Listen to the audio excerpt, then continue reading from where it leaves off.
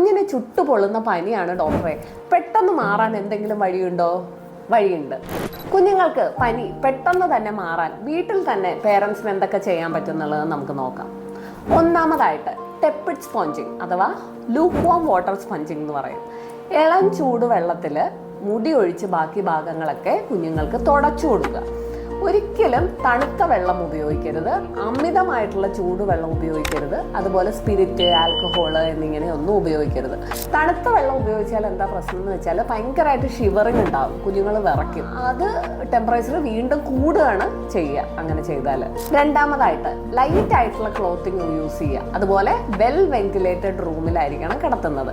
നമ്മൾ മിക്കവാറും ചെയ്യാറുള്ളത് അമിതമായിട്ട് സ്വെറ്റേഴ്സ് യൂസ് ചെയ്യുക, അല്ലെങ്കിൽ 2-3 ലെയർ ഓഫ് ക്ലോത്ത്സ് ഒക്കെ യൂസ് ചെയ്യുമ്പോൾ എന്ത് പറ്റുമെന്ന് വെച്ചാൽ ആ ചൂടുള്ളിൽ തന്നെ നിൽക്കും.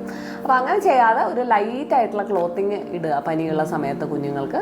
അതുപോലെ തന്നെ റൂം എപ്പോഴും ഒരു വെൽ വെന്റിലേറ്റഡ് ആയിട്ട് ഒരു എയറിനെസ് ഉള്ളൊരു റൂമിൽ കുഞ്ഞുങ്ങളെ കിടത്താൻ ശ്രമിക്കുക. മൂന്നാമതായിട്ട് ഫ്ലൂയിഡ്സ് കൊടുക്കുക നല്ലോണം. നമുക്കറിയാം പനി എന്ന് പറയുമ്പോൾ ഒരുപാട് ഫ്ലൂയിഡ് ലോസ് ആവുന്നുണ്ട്. അപ്പോൾ അതുകൊണ്ട് തന്നെ ഹൈഡ്രേഷൻ വളരെയധികം ഇമ്പോർട്ടൻ്റ് ആണ്.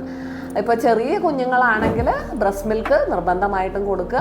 ഇനി വലിയ ആൾക്കാരാണെങ്കിൽ ചൂടുവെള്ളം, ഇളം ചൂടുവെള്ളമൊക്കെ ഇടയ്ക്കിടയ്ക്ക് കുടിക്കുന്നത് വളരെ നല്ലതാണ്. പെട്ടെന്ന് തന്നെ ടെമ്പറേച്ചർ കുറയാൻ ഇത് സഹായിക്കും. നാലാമതായിട്ട് കംപ്ലീറ്റ് റെസ്റ്റ്. കംപ്ലീറ്റ് റെസ്റ്റാണ് കുട്ടികൾക്ക് വേണ്ടത്. മിക്ക കുഞ്ഞുങ്ങളും ഫീഡ് എടുക്കില്ല, കഴിക്കാനൊക്കെ വളരെയധികം ബുദ്ധിമുട്ട് കാണിക്കും. അപ്പോൾ അങ്ങനെ നമ്മൾ ഫോഴ്സ് ചെയ്ത് ഫീഡ് ചെയ്യാതിരിക്കുക. ആ ടൈമിൽ കംപ്ലീറ്റ് ആയിട്ട് റെസ്റ്റ് കൊടുക്കുക. ഇപ്പോൾ വൈറൽ ഫീവർ ഒക്കെ ആണെങ്കിൽ ഒരു 2-3 ഡേയ്സ് തന്നെ എടുക്കും ഫുള്ളായിട്ട് മാറാൻ വേണ്ടിയിട്ട്.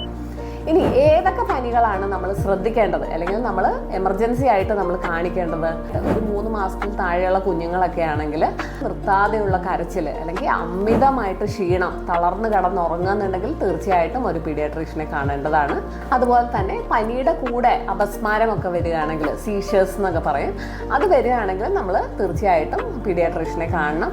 പനിയുടെ കൂടെ ബ്രീത്തിങ് ഡിഫിക്കൽറ്റി അല്ലെങ്കിൽ ശ്വാസമുട്ടൊക്കെ ഉണ്ടെങ്കിലും തീർച്ചയായിട്ടും ഡോക്ടറിനെ കൺസൾട്ട് ചെയ്യേണ്ടതാണ്.